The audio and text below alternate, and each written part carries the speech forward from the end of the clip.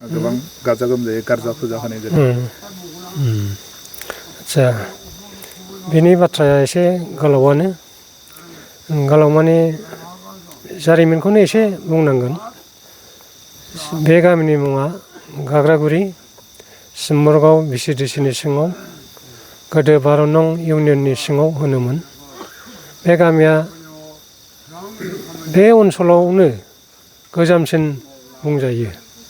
बेनि फोरमाना जाहैबाय बे गामिनि बै खोला खर'आवहाय जोङो 6 जर्जनि ब्रिटिश आमोलनि दैखर खरनै जावखांनानै मोनदों। दै खुरनायाव जाखांफैदों आरोखि। अब्ला जों बेनिफ्रायनो बे धोरोमाबो जाबोदों होननानै बुंनो हायो आरोखि। बबे सनाव जादों जोंनि आबै आजौमोनहाबो बुंनो हायाखै। अब्लाबो जोङो बे आबै आबौमोननि फालिबोनाय बे बाथौ गारजा धोरोमखौनो फालिबोनानै दिनैसिम बे पर्जायसिम सफैदों। आगोलावहाय जोङो बै समनि आबहावाबो जाहैबाय जोङो नैबे दानि जोङो मन्दिर बेखेवनायनि मन्दिरनि गोदान मन्दिर लुनाय थानसालि लुनाय बेफोरबादिखौ जों लुनो हायाखै। आबहावाफ्राबो सेरखम बादि नङामोन। खिन्थु नै जों देग्लाय जोंनि गोदान प्रजन्मफ्रा बेखौहाय गोसोखांलायलायनानै ओरैबादि खस्थ' खालामनानै लुदों आरो रांखावरिनि बेलायावहायबो नों आंआनो जेसे हागौ एसे खेन्दा एबा अनसुंथाइ होलायनानै बेखौ लुनाय जादों। सरकारि तरफनिफ्राय जोङो गरसेबो अनसुंथाइ मोननो हानाय जायाखै। गासिबो जोङो बे एसे बानलायलायनानै आरो जोङो मिस्ट्रिखौबो होनाय जायाखै। गामियावनो जिहेथु मावनानै जाग्राखाजोब जोङो एफा एनै रोंगौथि गोनां मानसिफोरबो दङ। बेफोरखौ लानानैनो जोङो बेखौ बे महरखौ होनाय जादों आरोखि।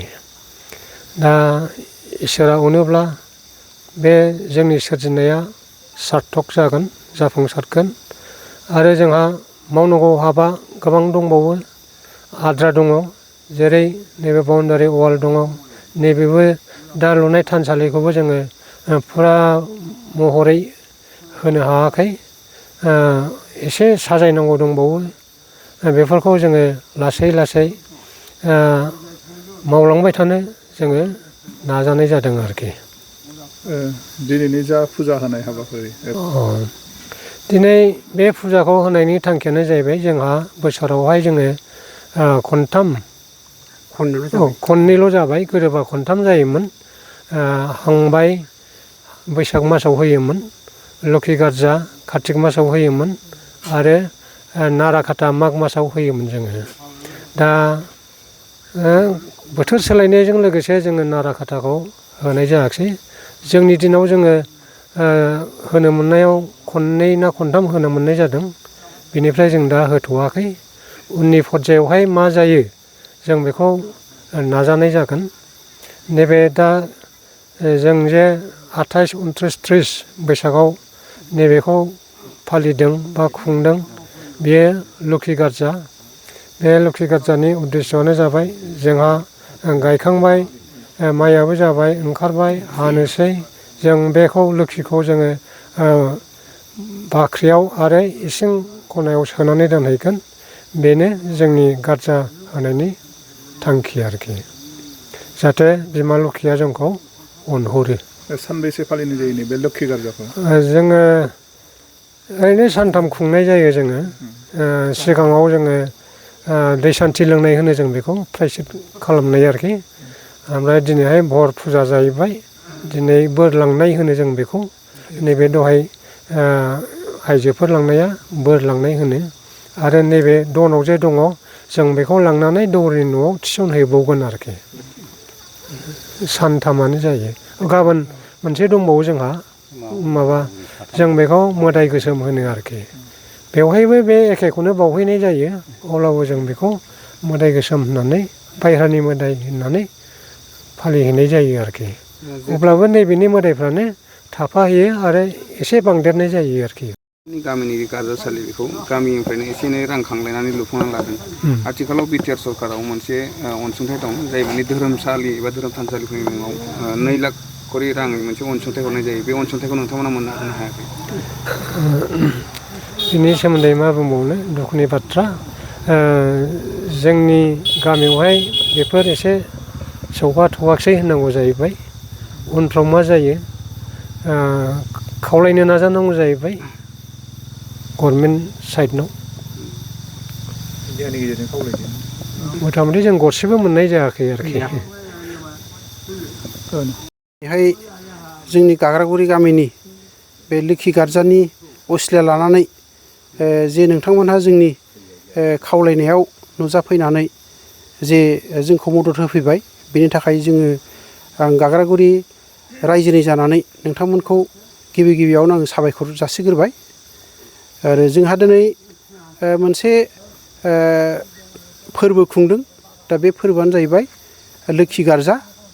दा बे लोखि गार्जाखौ जोङो बोसोरे जोङो होबाय थानाय जायो। दा बे जाहैबाय नैबे कार्तिक एबा आघन मास बा बेफोरनियाव जोङो थारिखफोरखौ जे जानागुरुफोरजों मिलायलायनायनि गेजेरजों जोङो एखमबा आगय आरो एखमबा उन बेफोरखौ जोङो फालिनाय जायो आरोखि। दा देग्लाय जोंहा मोनसे गाग्रागुरि गामिहा मोनसे गिदिरथार मोनसे थांखि दङमोन। दा बेनो जाहैबाय गोदो गोदायनिफ्राय जोंनि रायजो राजाफ्रा बे गार्जासालियावहाय जेनाखि फिसा थानसालिफोर दंमोन। दा बेफोरखौ जोङो जिगाब थुरिजों बा थालिर लाइखंफोरजों जोङो लुनानै दा बेफोरखौ जोङो फुजा होबोनाय जायोमोन। दा बे जाहैबाय जोंनि गोदो गोदायनि आजौ आबैनि दिननिफ्राय बे सोलिबोबाय थानाय मोनसे खान्थि जाबोदों आरोखि। खिन्थु दा जोङो नुबाय जोंनि माबाया सोलायलांबाय थानाय हिसाबै परिबेसा सोलायलांबाय थानानै जोंबो जाहाथे जोंनि आफा इसोर मोनखौ जाहाथे मोजां मोनसे आसन होनानै दोननो हायोब्ला मोजां जागोन साननानै जोंनि गेजेराव मोनसे नारा नाथा नों एसे आं एसे नाजालायनायनि गेजेरजों आरोखि बिनिफ्राय एसे जोङो खांलायलायनायनि गेजेरजों जों दिनैनि बे थानसालिफोरखौ जाबायदि महर होनो हादों। दा जों बेखिनिखौ जोङो लुफुंबाय। दा बेवहाय जोङो बै लुफुंहरनायावहाय जाय बिथांमोनहा जोंनो सहाय होदों बे सहाय होनाय बिथांमोननिसिम जोङो रोजा साबायखर थाबाय जोंनि गामिनिफ्राय।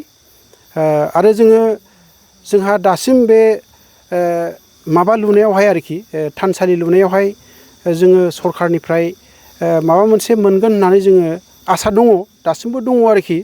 दा निस्सय बे रानसारनायफ्राव थोआ लोमा जादों जानो हागौ।